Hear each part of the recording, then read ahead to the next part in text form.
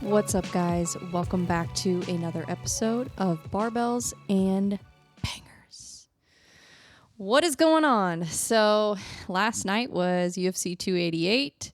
Henry Cejudo versus Aljamain Sterling was the main event. Oh my goodness. What an interesting fight. And for like casual fans, that probably wasn't the best main event to pay attention to if you're not if you're not somebody who like really pays attention to the sport.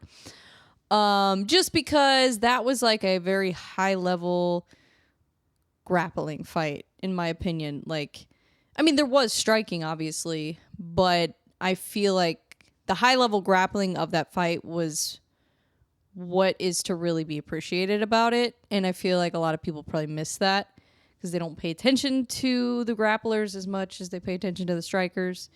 And I get it. Because like I think back to sorry guys, my allergies are so bad.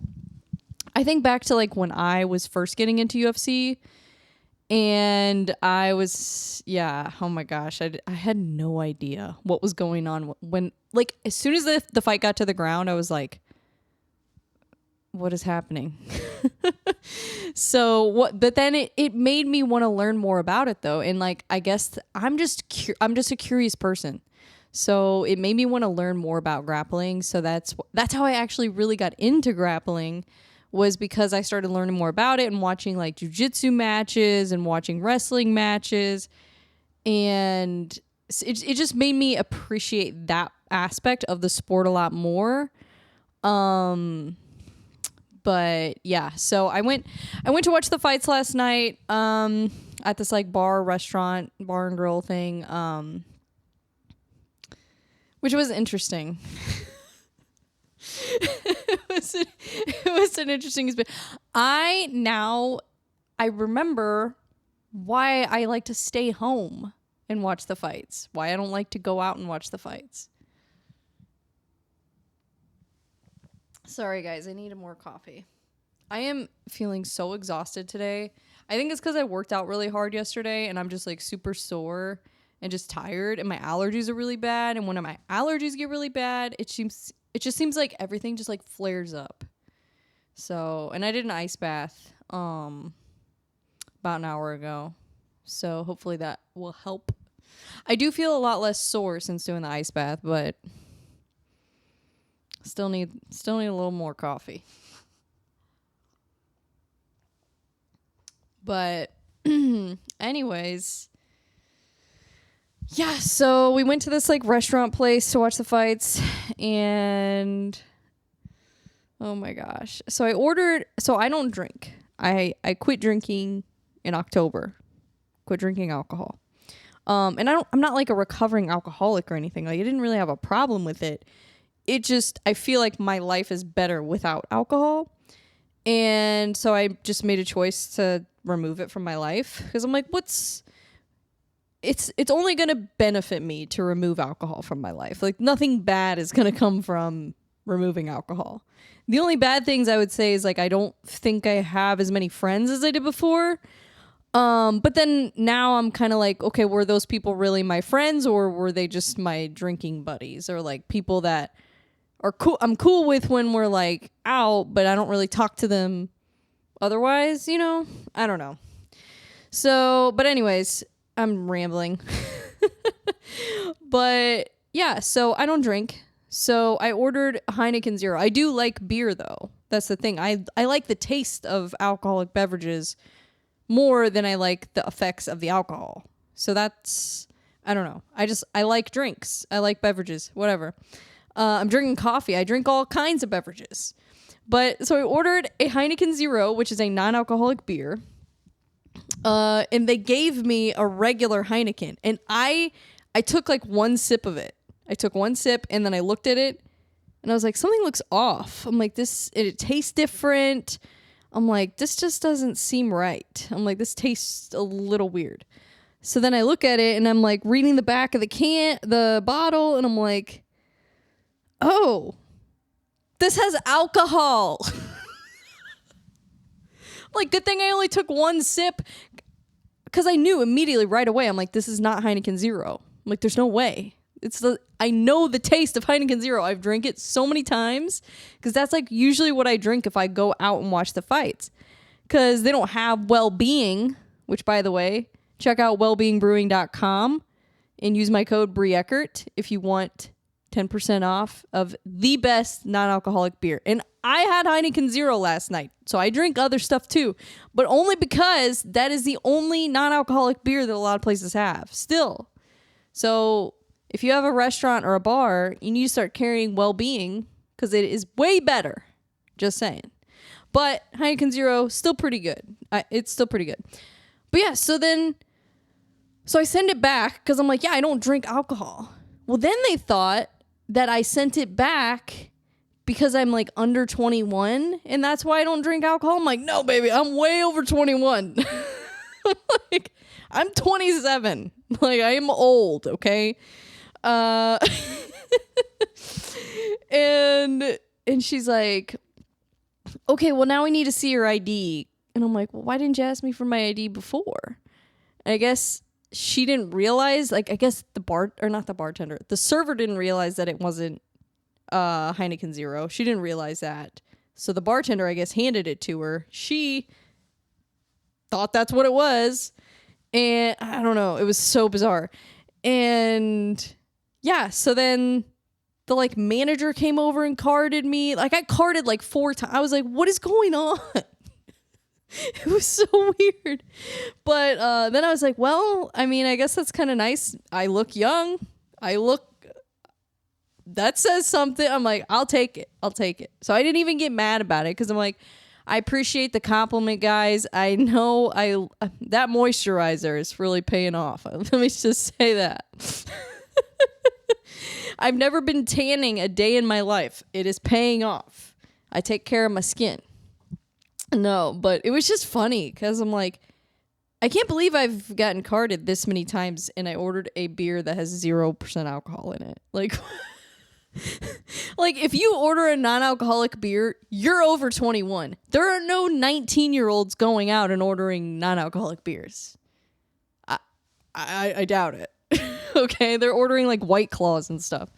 But yeah, I just thought that was hilarious.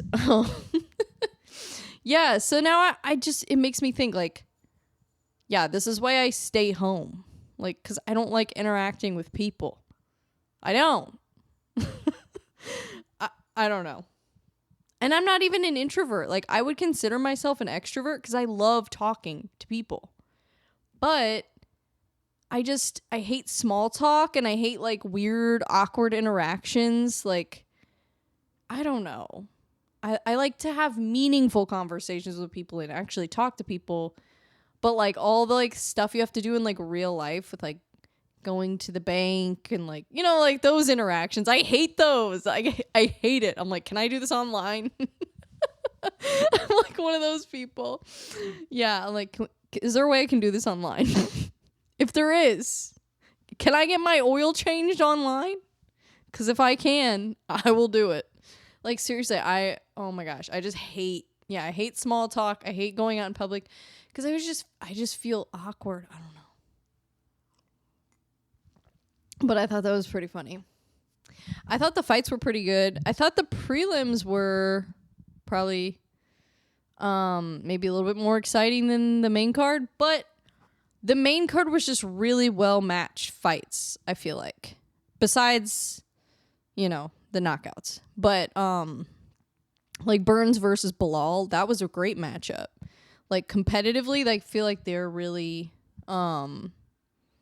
close. But Bilal hurt Burns early in the fight. So that, you know, that's tough. But even Burns injured is still so dangerous. So that's why maybe he wasn't like taking too many risks with him. So Bilal fought smart, I would say. Like, he didn't take too many risks. And I mean, yeah, I knew he was going to win the fight kind of like halfway through. I was like, yeah, I don't really see Burns winning this fight because he wasn't really throwing anything. And now knowing after the fact that he was injured, I guess in the first round, I think, first or second round, he got injured. Bilal hurt his shoulder, I think. And, considering that, it's like, okay, that makes sense. Because it seemed like he really just, like, wasn't throwing as much volume, like, the last few rounds. But, I don't know. I thought Burns still did a pretty good job. I mean, considering you only have one arm. What do you expect from the guy? Come on. And then everybody's like, oh, well, Bilal should have finished him. And it's like, dude, Burns is not an easy guy to finish. That's what people don't understand. Burns is so hard to put away. I mean, Hamzat couldn't even put him away. And Hamzat is a middleweight. So, yeah, it's like Burns is that good. And so that means that Bilal is going to be next for the title. Because remember, Dana said it has to be Colby versus Leon next for the title. So I guess he's got to wait for them to fight. I mean, this is just so dumb. It's so dumb. I mean, I think Colby deserves the title fight, but now we've got Bilal in the picture. It's like, I wish we would have at least waited to see what plays out with Bilal. I don't know. But I guess this fight wasn't really supposed to happen. It was kind of a last minute thing they put together. And that's another thing I'm thinking about too, is Burns just fought Masvidal a month ago. So it feels a little soon for him to come back, and maybe that's why he got injured, because maybe he just wasn't ready. He wasn't fully recovered.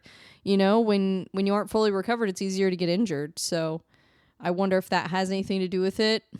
Now, Bilal, I don't know. He might have still won the fight even if he didn't hurt Burns. I don't know. He's just he's really good. Bilal is really good, and we need to stop pretending that he's not. He's really, really good. And yeah, it just, I don't know. I mean, I want to see Colby fight Leon, obviously. That fight is exciting to me. That fight to me is more exciting than Bilal versus Leon. I don't know. I just, like, if Bilal fights Leon, I don't know. I don't know who would win that fight. I don't know. I feel like Bilal versus Colby, to me, is a more interesting fight than Bilal versus Leon. Because it's like, Colby is a wrestler. So, I don't know. Welterweight is interesting right now.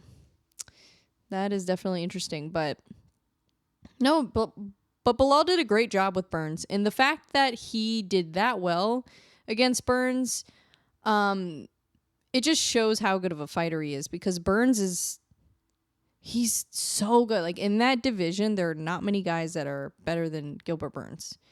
And I don't think there's hardly anyone in the UFC besides like an Oliveira or somebody like that who has better jiu-jitsu than Burns. Burns has incredible jiu-jitsu. So, yeah, you can never sleep on Gilbert Burns because he is that good. But he's also just incredibly hard. Like I said, incredibly hard to put away. So, the fact that Bilal beat him at all is impressive. So, yeah, that'll be interesting to see how that plays out in that division, welterweight. We shall see. But there was another fight on the card that I really liked, was Entourage versus Jan. I thought that was an interesting fight. And, Entourage, I kind of was thinking about him, like, yeah, Entourage has been fighting for a long time. Like, probably as long as anybody in women's MMA. I mean, she's been fighting forever, at least in the UFC. So, yeah, maybe she's not in her prime anymore. I don't know. Or maybe Jan is just that good. I have no idea. But I was hoping Entourage would win just because I like Entourage. But, yeah, that's tough. First round knockout. Yikes. Yeah, she's, I don't know what's going to happen. But it's like, look at who Entourage has lost to. She's only lost to, like, top girls. Like, she lost to Erin Blanchfield. And Erin Blanchfield is a monster. So, yeah. But that's tough now. Because I think, did she win a fight before she fought Blanchfield? I can't keep track of who she's fought. I don't know if she's on a 2-fight win streak or a 3-fight, or not win streak, losing streak. Yeah, I don't know. I would have to look that up. But yeah, I think Jan, I guess next would be Jan versus Wiley for the title in strawweight. Women's strawweight is like one of my favorite divisions because I love Rose Namajunas and I love Andrade and I love Joanna, who retired, but I really liked Joanna too. I just really love watching girls my size fighting each other. It's so cool to me because like Andrade is literally like the same size as me. She's like 5'2" and I'm 5'1.5" or whatever, and she fights at 115, so she probably walks around at least at like 125, 130, probably more. And I usually weigh around 125, so like they're like my size and they're fighting. It's so cool to me. I love it. And I don't know. I guess that's why I like watching it. Like a lot of people don't watch the women's fights as much, and I get it, but it's like there's some good fights in especially in women's strawweight. It's like, I don't know, you got Rose, you got Andrade, now you got Wiley and this girl Jan who's really good. Yeah. So, I don't know. But wait a second. Andrade's last fight was at 125, so I guess she dropped down back to strawweight. I didn't think about that. Yeah, because Blanchfield is a flyweight. Oh, okay. Yeah, so she dropped back down. Interesting. I wonder why she went back down to strawweight. Guess because she's so small. I couldn't imagine fighting, because she's about my height. I couldn't imagine fighting at 125. That seems like, ooh, yikes. Yeah, that seems like a lot. Those girls are big. But another fight. Oh, Evloev versus what was that guy's name? Lopez? Diego Lopez, I think is his name. Yeah, Diego Lopez. I had to look. Yeah, that was crazy. So that was, okay, here's the thing about that fight. Like, Evloev won, and I kind of figured he would, but Diego Lopez did not let him win easily. That was a tough fight for Evloev. And there were moments in the fight that I was worried about him. I was like, oh, Lopez might win this fight. Like, there were a couple moments he had in the fight where it was like, wow. And I heard that he even got the win bonus. Even though he didn't win the fight, he still got the win bonus. I think because he just looked so good. And that was his UFC debut. Like, that is so crazy. And some of those guys, like, we saw, was that when Sean O'Malley fought that one guy, Chris Matinho, I think was his name. When he fought him, I think that was his debut also. And he did, it was like a similar situation where he didn't win the fight. Obviously, O'Malley won. But he put up a freaking fight in he didn't get finished. He didn't get knocked down. So it was like, yeah, it was kind of a similar situation to that. I don't know. It was interesting. But yeah, Diego Lopez, his stock went up. His stock probably went up more than Evloev's stock went up because he put up such a tough fight. And he took that fight on short notice. And those guys that take those short notice fights, a lot of times they are crazy. I love it. I love fighters that take short notice fights because it's just like, they don't care. They're like, whatever. If it messes up my record, it messes up my record. I just like to fight. It's like, that's cool. I can respect that. I can respect somebody who just does it for the love of the game. You know? That's pretty cool. But yeah, and then let's see, what was the other fight that I'm forgetting? Oh yeah, featherweight. Charles Jourdain versus Kron Gracie. Yeah, that's just another example of, a one-dimensional fighter comes to the UFC, and that's what happens. And I was even thinking that because, like, normally if you see a Gracie up against anybody, you're like, okay, well, the Gracie's probably going to win. But I saw who he was fighting, and I'm like, oh, he's fighting Charles Jourdain. Charles Jourdain is very well-rounded. So I'm like, that's tough.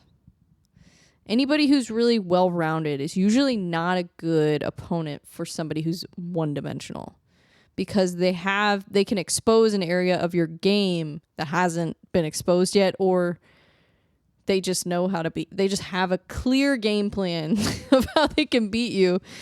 And Charles Jourdain held his own on the ground with Gracie. I was impressed with his grappling. And he had been submitted a couple years ago. I don't remember who he fought that submitted him, but he was submitted a couple years ago. I think that's the only time he's ever been finished. So I don't know. It'll be interesting to see how his career plays out. He's young. He's my age. He's 27. So yeah, but I thought he did a great job.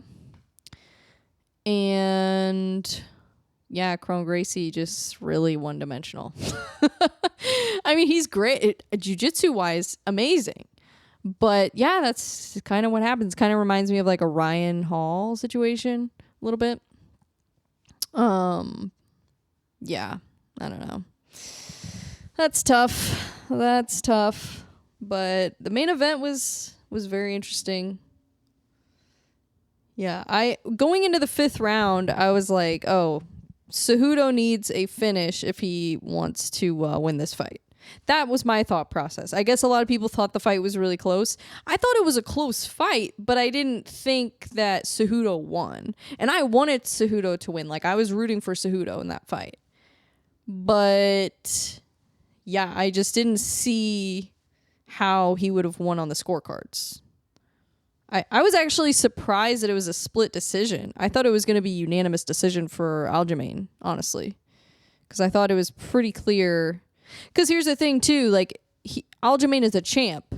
So if it's a close fight, you're always going to give it to the champ. In my opinion. I don't know. That's just my opinion. Okay?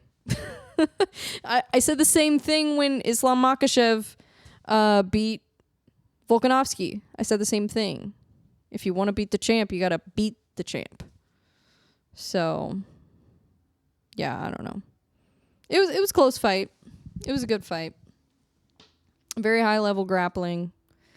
I thought it was interesting that O'Malley got in the octagon after the fight. A lot of people didn't like that.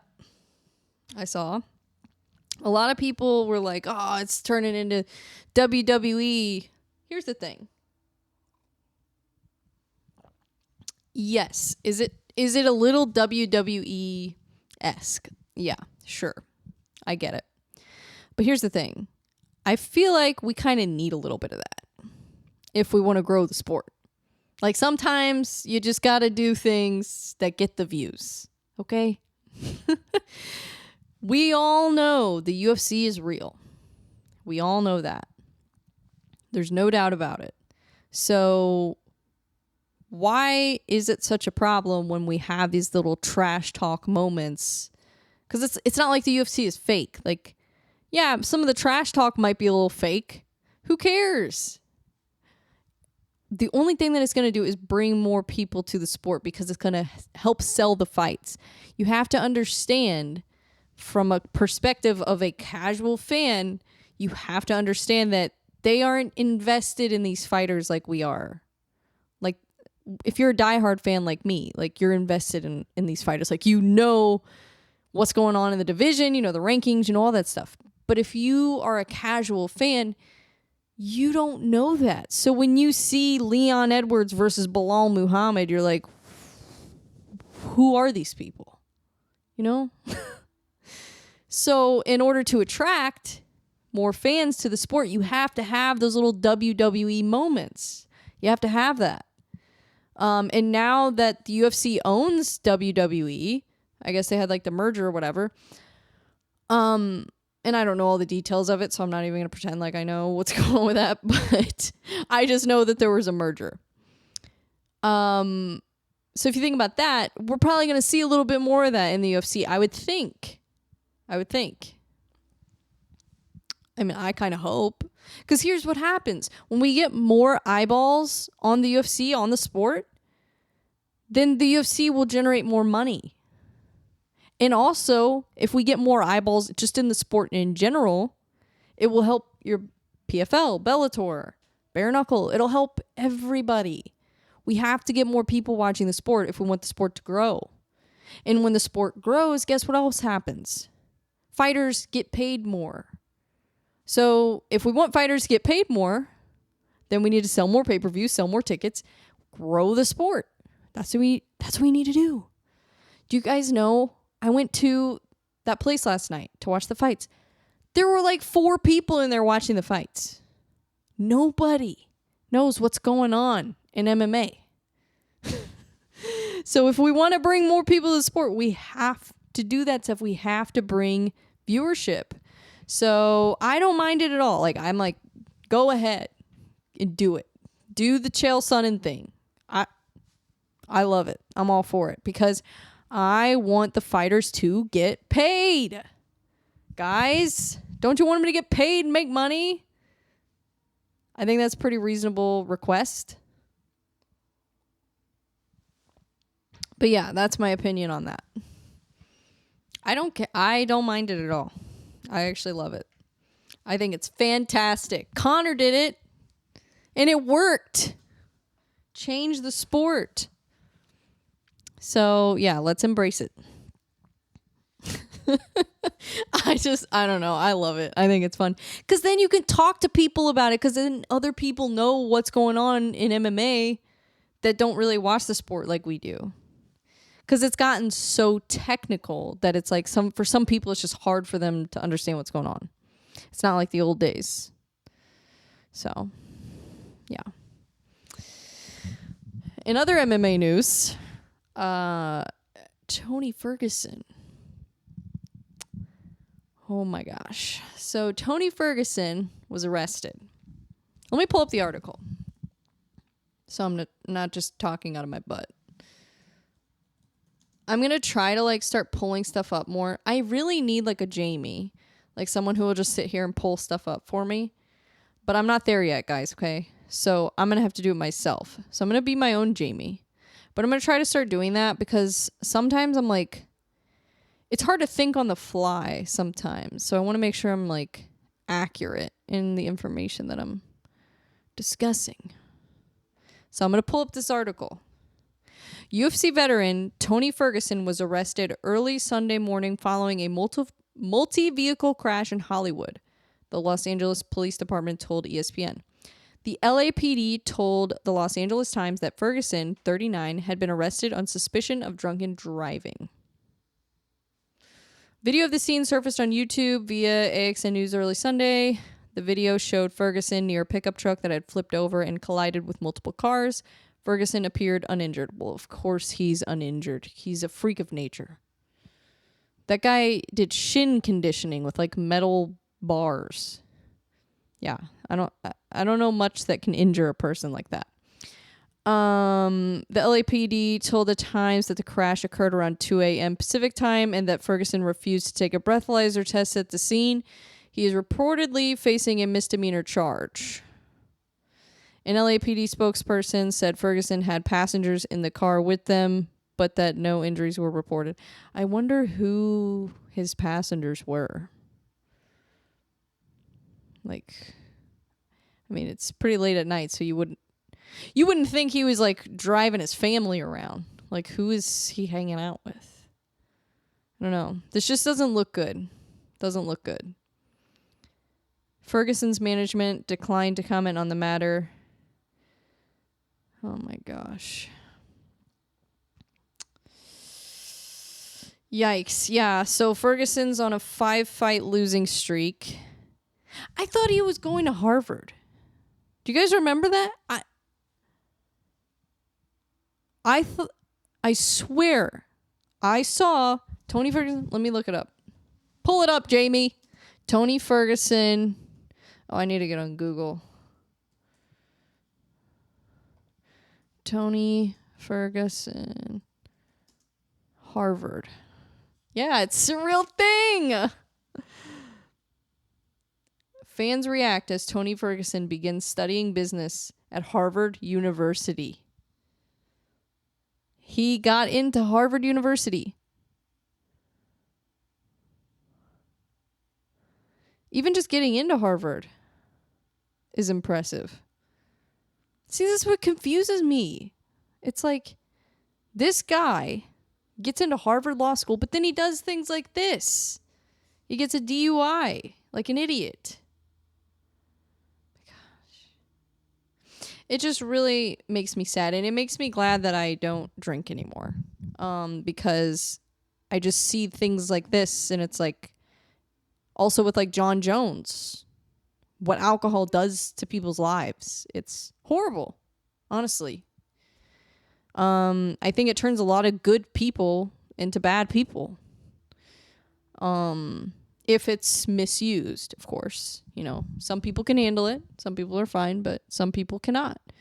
Tony Ferguson is an example of someone who cannot handle alcohol because he does something like this with passengers in his car. That's not good. That's not good. Yeah, that's tough. Oh, yeah, that's sad. It's sad because you know that this is just something that happens to a lot of fighters. You know, and here's the thing, like Ferguson had his issues before this. He had issues before this. It's not like this is a new thing for Tony. This is not super surprising. It's a little surprising because I thought he was on the right track. I thought he was going to study business at Harvard. What happened to that, Tony? Come on. Oh man, that makes me sad. Well, hopefully he gets better. I mean, that's just not a good sign. It's not a good sign of where someone is at mentally when you see something like this happen. So I just hope that he gets help, figures out what's going on. I'm just glad he didn't hurt anybody. I mean, Jesus. I saw the car was like flipped on the side. I'm like, oh man. Yeah, that is not good. Not good.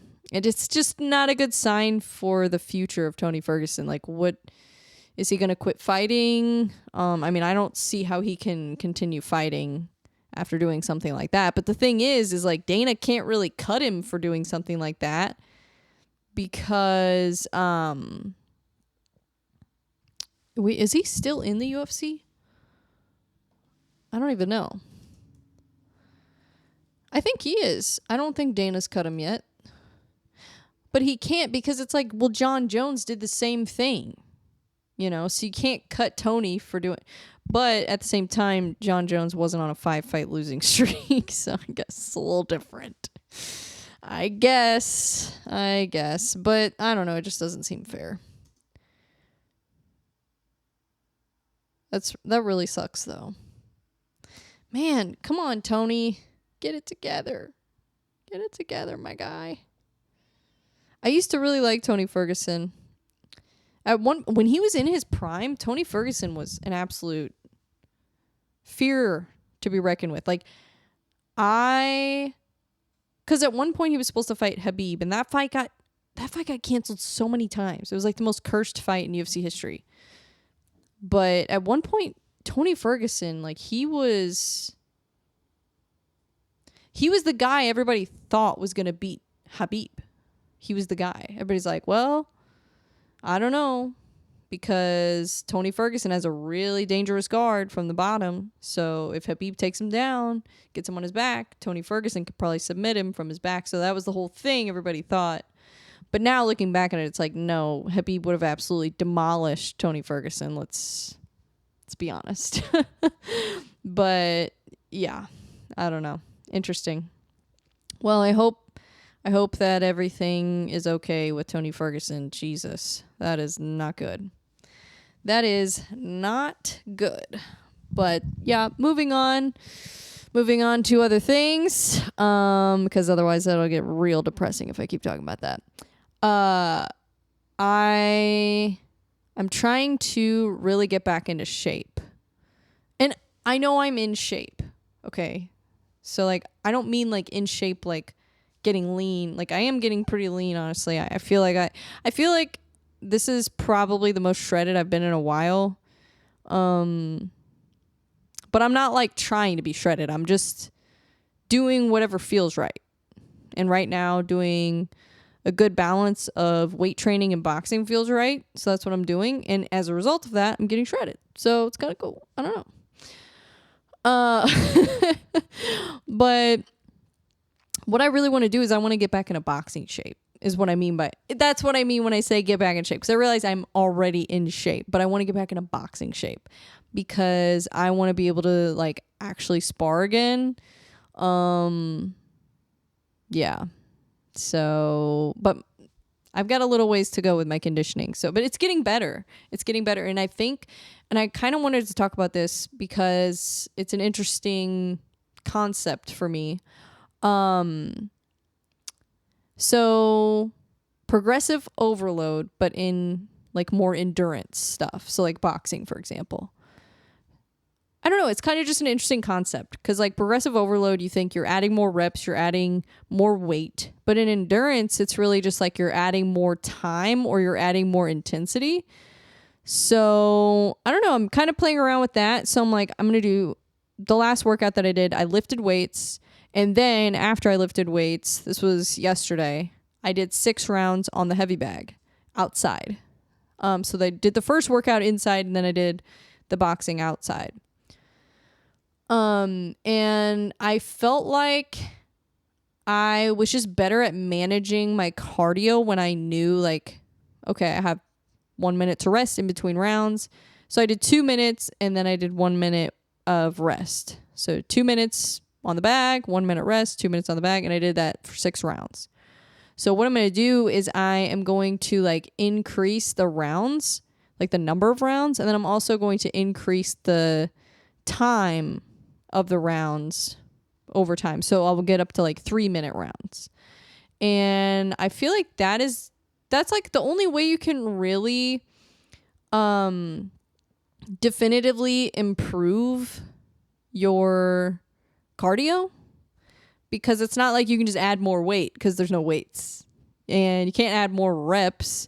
So, but you have to keep track of it if you want to get better. So I'm just trying to get better at keeping track of my cardio, and trying to make just a teeny tiny bit of progress every single time. So that way I am getting better. Because if I try to go from like doing, 6 rounds on the bag to doing 10 rounds, well, that's not going to work. So you got to work up to it. It takes small baby steps. So that's what I'm trying to do. I'm trying to focus on taking baby steps with my endurance. And that way I can get back to the point where I could, spar for an hour and be fine. And I think that's the difference between me now and me before. Because whenever I was sparring before, I didn't really work up to it. I just kind of decided one day that I wanted to start sparring, and I just showed up to sparring and I was like, all right, I'm ready to go. And I had only been training in boxing for a few months at that point. So I like just started and I didn't know anything. And I got my butt kicked a few times for sure, but that's okay. I mean, that's what happens. I learned a lot from that. I learned more from a few sparring sessions than I did from like the few months of training that I had done leading up to it. So then I kept sparring because I felt like that was really making me understand what I was learning in the classes. And then I would take it and I would apply it to sparring in the next, because we would have Mondays and Wednesdays were the boxing classes where you do drills and you learn different combinations. And then Fridays I would go hit the heavy bag. So I would kind of take what I learned in those classes. And then on Friday I would kind of apply it on the heavy bag and try to just make muscle memory with those combinations. And then Saturday we had sparring. So then Saturday I would take all of that and kind of try to implement it into an actual live scenario. So, and I think training live is just so helpful to understand in anything, whether it's freaking basketball or jiu-jitsu or boxing, anything. training live where you're in a scenario where you have to kind of think on your feet, I think is always going to help you because you just understand more of what you're learning. Because you can apply it to a real scenario. So yeah, so I want to start sparring again in the near future. I'm not going to rush it though, but eventually I do. So I think just really going to focus on my conditioning and getting back into shape and making sure everything is on point, getting my diet on point and all that stuff. Because see, when I do things, I just like to take it seriously and really dive in and learn. So I think now I'm just a lot smarter, like as an athlete than I was before, because I'm not really an athlete. That's the thing. I didn't do any sports when I was younger. I mean, I liked sports and I would play sports like with my friends, and I did soccer when I was younger and stuff. But in high school, I didn't do any sports. So I just really didn't think like an athlete. And now I feel like I've done more research on athletic training and just understanding recovery and all that. So I didn't really have any recovery in my routine before. So now, doing ice bath and things like that really helps. So yeah, it's just interesting learning about different styles of training and different ways to get better. So I think now I'm just in a better position than I was before when I was training, because I just didn't know what I was doing. I was so clueless. And now I'm a lot stronger too. My muscles are a lot stronger. I have more lean mass, and I just understand my body so much better. I understand how to listen to my body a lot better. And I feel like that's something you really have to learn, is how to listen to your body. It's like a night and day difference from now and where I was before. Just how much better I've gotten at listening to my body and understanding how to pivot and learn different things has been huge. So, but yeah, I really want to get back into that.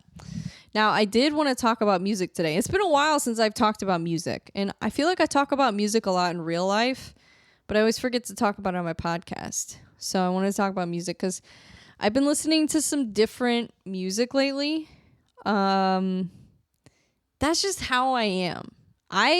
There's probably not a single genre of music that I don't like. I like all music, and I listen to like really obscure stuff too sometimes. Like really obscure. So, but lately I've been listening to more like hard rock and like metal type stuff. So, and that's stuff I used to listen to when I was in like middle school. I was really into like hard rock, and I don't know. It was kind of funny. But that kind of music though is like the best gym music. Like, and I love hip hop, and I think hip hop is really good for the gym, especially just like kind of getting you motivated. But I feel like metal and hard rock is definitely the best gym music for like, if you just want to get really intense in your workout, that is how you achieve that. Because anytime I listen to metal, I always have the best workouts. I don't know. Something about it. Just like, yeah, like let's go. I don't know. I love it. But I've been listening to like a lot of System of a Down and Deftones and stuff like that lately. I don't know. That's my vibe right now. I really like hard rock. I don't know. Something about it. It's just, yeah, gets me motivated, gets me going. It's like drinking a cup of coffee, which I'm about to finish this cup of coffee right now.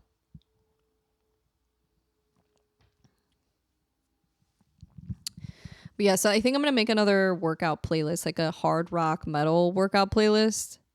Because I have like a hip hop one. If you're not following me on Spotify, by the way, I post workout playlists all the time. And my goal is to make a workout playlist out of every genre of music. It's probably going to take me a while to achieve this goal, but I'm working on it, okay? But that's my goal, because I really just love music, and I love playing music when I work out. So I really want to just have a whole collection of playlists that are designed specifically for workouts. But it's not like the typical workout playlist, because the typical workout playlist is like Eminem or like hardstyle or like, just like, I want to take other kinds of music and make them workout playlists, like ska music and punk rock and country bluegrass, like, but it's for a workout. And if you haven't checked out my country music workout playlist, it is a good workout playlist, and you would never think to listen to country music during a workout, right? But this playlist, I'm telling you, it's good. It's good for workouts. But I'm going to do a metal hard rock playlist next, so keep an eye out for that one. It's coming at you real soon. But yeah, I really enjoy, I really like Tool too. System of a Down, Tool, Deftones. What's the other one that I like? There's like another like hard rock band or like metal-ish. I don't even know if you consider that metal. I don't really consider that metal. I don't know. I'm trying to think of the other band that I like. I don't know. I mean, there's Rammstein. Du hast. No, I love Rammstein. I want to see them live. I've heard they're amazing live. I want to see System of a Down live. I'm going to listen to System of a Down right now. We're getting to the end of the podcast, so I'm going to just sit here and listen to this song real quick.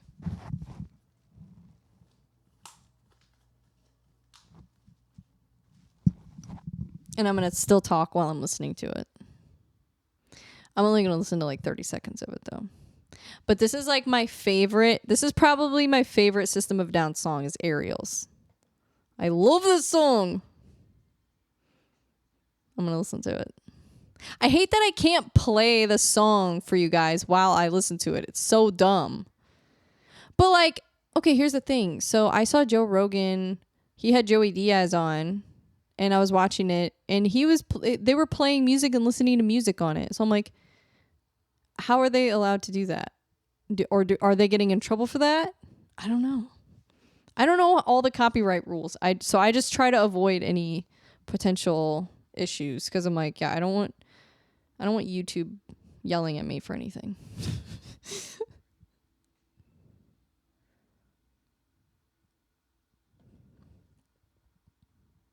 I've never watched this video before. This is kind of a dope video.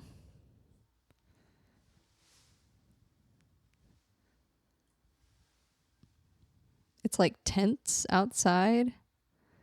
Oh.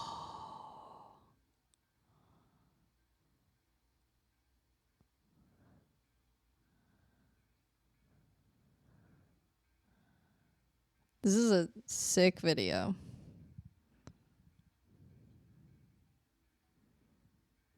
Oh, they're like aliens.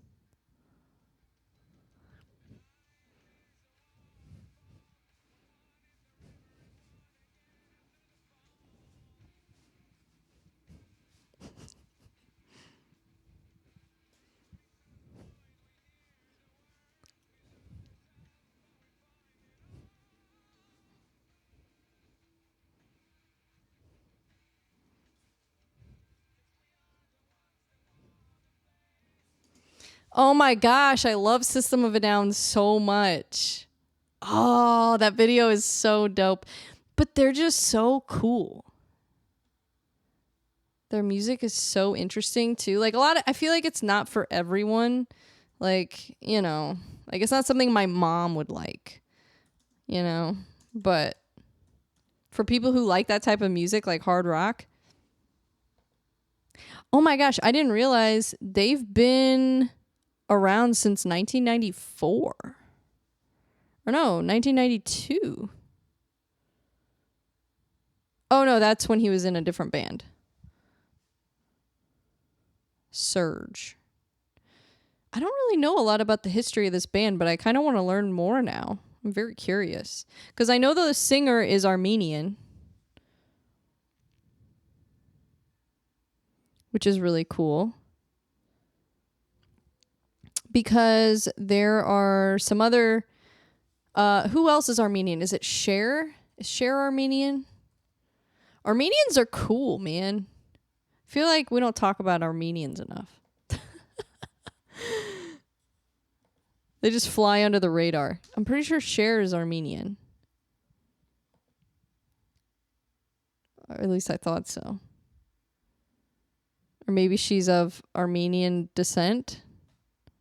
Yeah. Her father, John, was an Armenian American truck driver with drug and gambling problems. Oh. Okay. Jeez. Okay, that's rough. That's a rough childhood. But yeah, she's of Armenian descent. So Cher and Sam Tripoli. Sammy Tripp. Sam Tripoli is so cool. That guy's freaking awesome. Freaking awesome. I just love comedians. Comedians are so cool. And they're always so nice. Like a lot of, well, not all of them, but like a lot of them are really nice people. And they just really know how to capture people's attention, which is like an art form in itself. That's why I think like comedians are the best podcasters. Like if I had to do like a top 5 list of podcasters, obviously number 1 would be Joe Rogan. Man, who would be number 2? Ooh, that's tough. I would say probably Theo Vaughn. And then number 3. I would have to say, let's see, Joe Rogan, Theo Vaughn. Maybe, for me, maybe like Alex Cooper from Call Her Daddy. And like, I don't even really listen to Call Her Daddy because it's not really my favorite type of content, I'll be honest. But I really do admire Alex Cooper for just what she's done for women in podcasting. So you kind of have to respect her. And I think it is good if you are a woman podcaster. I think it's good to pay attention because like on the business side, like she's really smart. So like as a businesswoman, I really admire her. And so that's why I would put her like up in the top. But as far as like the actual content goes, obviously that's like if I made a top 5 list of my favorite podcasts, it would be a completely different list. But as far as like podcasters, like who I think are the best at what they do, Joe Rogan, Theo Vaughn, Alex Cooper. And then I would say